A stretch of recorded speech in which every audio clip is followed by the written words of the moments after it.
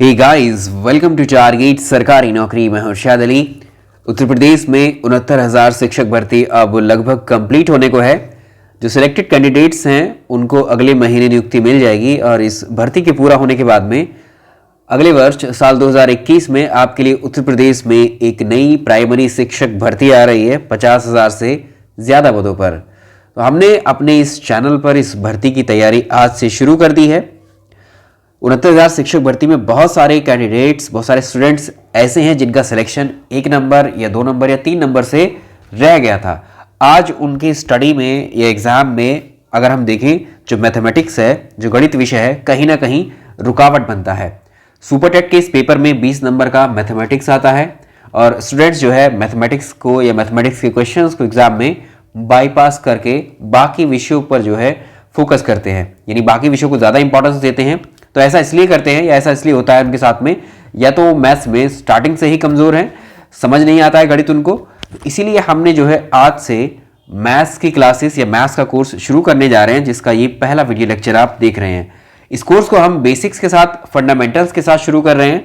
तो अगर आपने शुरू से ही मैथ्स में वीक है, नहीं आता है समझ में, बिल्कुल कुछ भी नहीं आता है, तब भी आप इस कोर्स को पढ़ना शुरू कीजिए, आ जाएगा।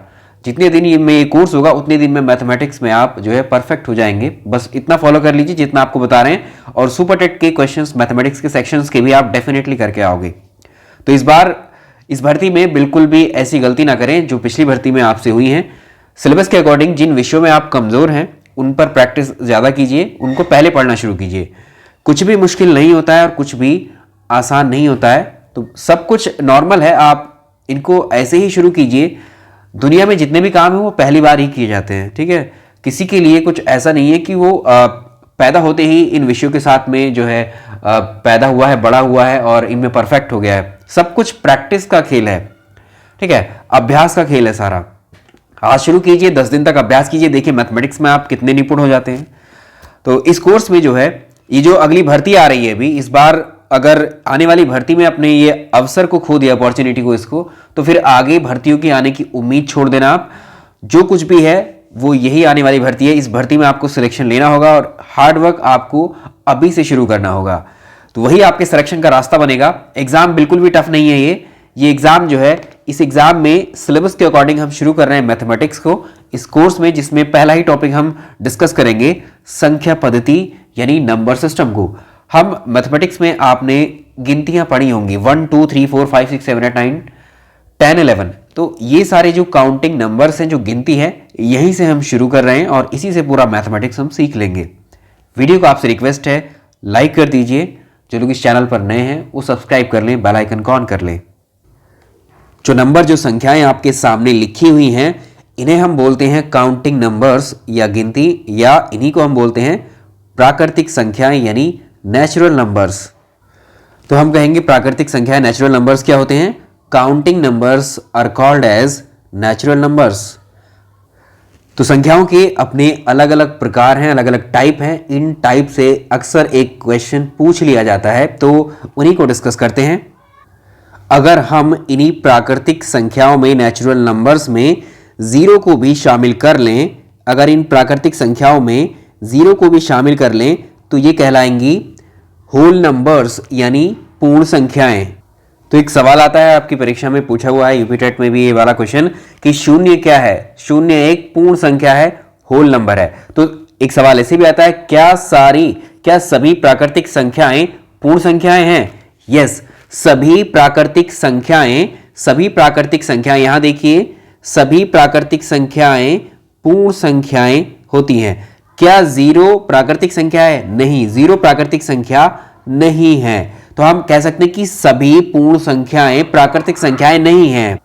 फिर से सुनिए, हमने कहा सभी प्राकृतिक संख्याएं पूर्ण संख्याएं होती हैं, लेकिन सारी पूर्ण संख्याएं प्राकृतिक संख्याएं नहीं होती, क्योंकि जीरो पूर्ण संख्या है यहां पर, ठीक है, जो कि प्राकृतिक संख्या नहीं है। तो दोनों स्टेटमेंट को, इसको बहुत ध्यान से सुनकर याद रखना, एज इट इज पूछे हुए एग्जाम में ये।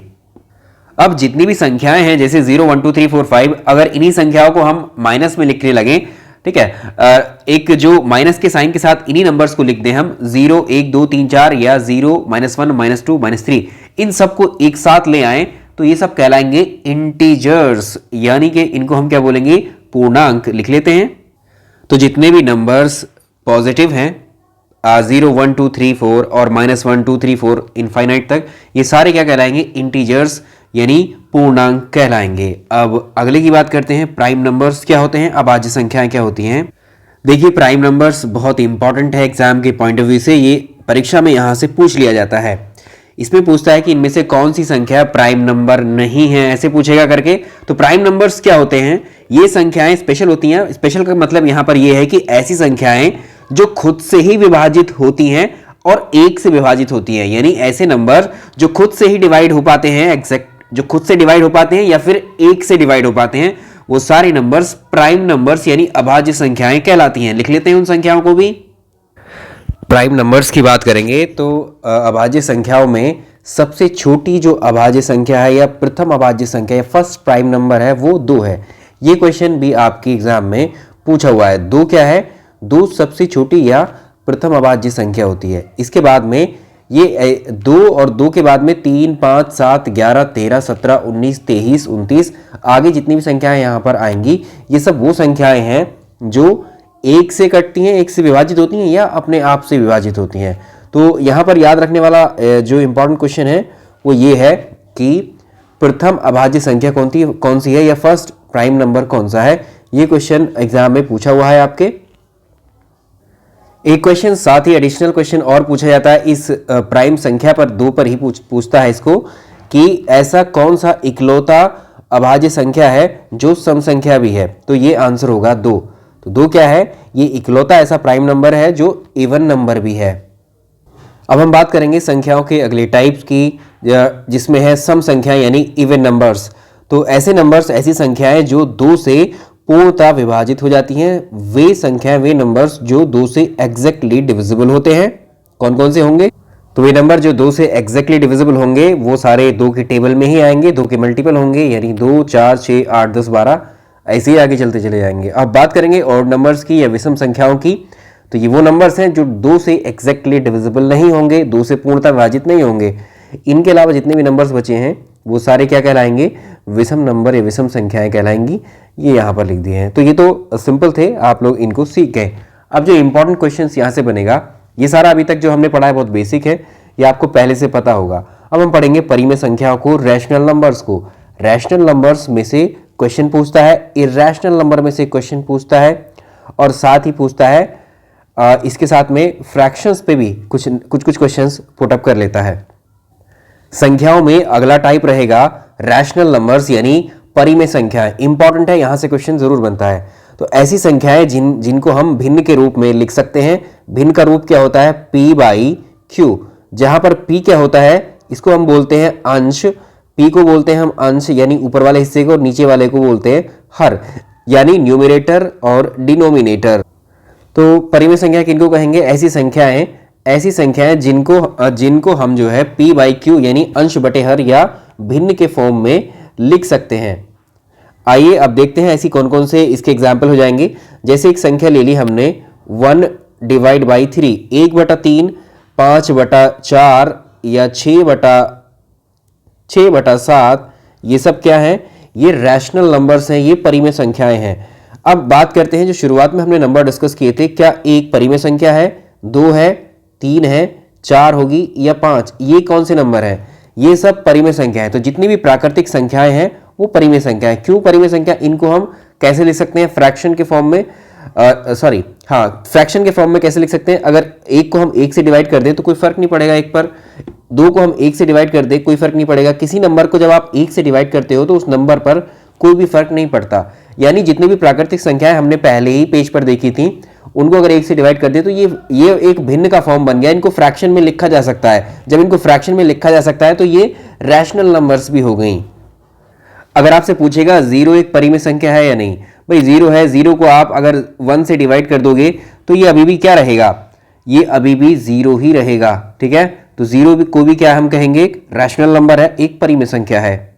इसमें कंडीशन याद रखिएगा, इसमें जो हर है आपका, जो q है यानी जो डिनोमिनेटर है, ये 0 नहीं होना चाहिए, 0 के इक्वल नहीं होनी चाहिए नीचे वाली संख्या, तभी वैलिड है। तो 0 एक परिमेय संख्या है, 0 इज अ रैशनल नंबर और 0 इज अ होल नंबर, हमने देखा था। तो ये 2 पॉइंट जरूर याद रखने हैं, ये एग्जाम में पूछे हुए हैं। अब और कौन कौन सी संख्याएं होंगी, अगर आपसे एग्जाम में पूछता है कि इनमें से कौन सी पूर्ण वर्ग संख्या परिमेय संख्या है, तो ऐसे अगर संख्या लिखी हो, ये संख्या है √4, √9, √16, क्यूब रूट 27, तो ये सारी परिमेय संख्या है। तो पूर्ण वर्ग संख्याएं जो होंगी वो क्या कहलाएंगी, परिमेय संख्या। ये अपने आप में स्टेटमेंट भी बन गया है। जैसे ये कैसे होगा भाई, इसको हम ये भी तो लिख सकते हैं, ऐसा क्यों कहा इन्होंने इनको परिमेय संख्या। भाई 4 को हम क्या लिख सकते हैं, 2/2 सॉरी 2 × 2 लिख सकते हैं। अब ये पेयर है और ये आपका क्या होती है, ये इसका मतलब होता है पावर हाफ, इस अंडर रूट का मतलब पावर हाफ होता है। और यहां पर नीचे क्या है, नीचे 2 की पावर 2 है, नीचे 2 की पावर 2 है, ऊपर 2 की पावर क्या है, ये हाफ है। इस अंडर रूट का मतलब पावर हाफ होती है, इससे ये कैंसिल आउट, तो यहां 2 ही बचा। 2 को आपको पता है 2 क्या है, एक परिमेय संख्या, क्योंकि 2 को हम 1 डिवाइड भी कर सकते हैं, लिख सकते हैं, तो एक परिमेय संख्या, यानी √4 क्या हुई, एक परिमेय संख्या। उसी हिसाब से ये सारे के सारे परिमेय नंबर परिमेय संख्याएं हो जाएंगे और इसमें क्या आएगा, ये 3 आएगा। तो ये सब क्या है, ये सब परिमेय संख्या है। ये तो आप पहले से जानते हैं, लेकिन इनको इस फॉर्म में लिखा गया है, तो ये क्या है, ये सारे परिमेय नंबर्स रैशनल नंबर्स हैं। परिमेय संख्या के और एग्जांपल्स देखते हैं यहाँ पर। अगर कहीं भी आपको दशमलव के बाद में, अगर कहीं भी आपको जैसे कोई ये नंबर लिखा हुआ है, दशमलव के बाद में किसी अंक की, किसी डिजिट की पुनरावृत्ति हो रही है, रिपीटेशन हो रहा है, तो समझ जाइएगा वो एक परिमेय संख्या होगी। जब कभी भी ऐसे रिपीटेशन होता है, नॉन टर्मिनेटिंग बट रिपीटिंग होते हैं ये जो डिजिट्स होते हैं, अगर ऐसा आपको कहीं लिखा मिले तो ये क्या होगी, एक परिमेय संख्या, अगर आपको इससे पूछे डायरेक्टली। और इसको हम ऐसे भी लिख सकते हैं, जब एक ही अंक की बार बार पुनरावृत्ति हो रही है, 3 की हो रही है बार बार, तो हम 3 के ऊपर एक बार लगा देंगे। तो ये क्या है, 0.3 बार भी एक परिमेय संख्या है और ये भी परिमेय संख्या, दोनों एक ही बात लिखी हुई है। ये अगर आपको कहीं लिखा मिले 0.6 बार, तो ये भी क्या हुआ है, एक परिमेय संख्या है। इसका क्या मतलब होता है, पॉइंट दशमलव के बाद में 6 की पुनरावृत्ति हुई है, यानी ये आगे भी आता जा रहा है।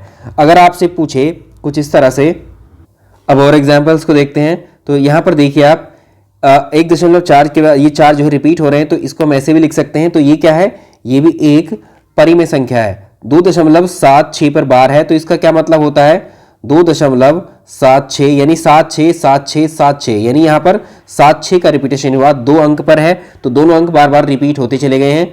ऐसे ही 2.34 है, ये 3 4 ये ऐसे ही आगे बढ़ते चले गए। तो ये जितने भी नंबर्स होंगे इस तरह के जिनमें पुनरावृत्ति होगी दशमलव के बाद, तो अगर किसी संख्या में दशमलव के बाद किसी अंक की पुनरावृत्ति रिपीटेशन होती है तो वो संख्या परिमेय संख्या कहलाती है। You have to remember. अगर इस संख्या में देखें हम, दशमलव के बाद यहाँ देखिए इनका रिपीटेशन नहीं हो रहा है, बट यहाँ से आगे 42 रिपीटेशन है, तो ये क्या है, एक परिमेय संख्या। यहाँ पर 3 डिजिट्स का रिपीटेशन बार बार है, तो ये भी एक परिमेय संख्या है। अब बात करते हैं इर्रेशनल नंबर की, अपरिमेय संख्याओं की। देखिए एक चीज आपको और यहाँ पर बता देते हैं, अभी मैथमेटिक्स में हम ये जो पोर्शन आपके सामने कुछ डायरेक्टली लिखी हुई लाइंस आती हैं डायरेक्टली, ठीक है, वो हम टाइम कंज्यूम ना हो आपका इसलिए कर देते हैं। जब हम मैथमेटिक्स आपको क्वेश्चन सॉल्व कराएंगे ना एक एक, तो वो आपके सामने एक एक स्टेप जो भी हम करेंगे, इस बार प्री रिटन नहीं होगा, पहले से लिखा नहीं होगा, आपके सामने सॉल्व करेंगे मैथमेटिक्स को हम, पूरे के पूरे मैथमेटिक्स को, ताकि आप बहुत इजीली समझ पाएं इस बार, ठीक है। तो इस चीज से बेफिक्र रहिए, पूरा कोर्स कराएंगे हम लोग आपको और बहुत अच्छे से आपके सामने एक एक पॉइंट, एक एक चीज डिस्कस करेंगे, स्टेप बाय स्टेप उसको सॉल्व करेंगे, ताकि आपके टिप्स पर ये मैथमेटिक्स आ जाए। अब बात करते हैं इर्रेशनल नंबर्स की। जैसे अभी हमने देखा था परिमेय संख्याओं को p/q के फॉर्म में लिख सकते हैं, ऐसी संख्याएं जिनको हम p/q के फॉर्म में नहीं लिख सकते। तो ऐसी संख्याएं जिनको हम p/q के फॉर्म में नहीं लिख सकते, जैसे अभी मैं आपके सामने यहाँ डायरेक्टली लिख पा रहा हूं, तो ठीक वैसी तरह ही उसी तरह से सॉल्यूशन हम करेंगे क्वेश्चंस का, क्योंकि अभी तो हम यहाँ लगभग थ्योरी टाइप है, ये इसको समझ रहे हैं, ठीक है। तो इसमें जो है ऐसे नंबर्स जिनमें दशमलव के बाद पुनरावृत्ति नहीं होती है और जिनको p/q के फॉर्म में नहीं लिखा जा सकता है। जैसे एक नंबर है, ये आपको पता है ये क्या होता है, पाई है।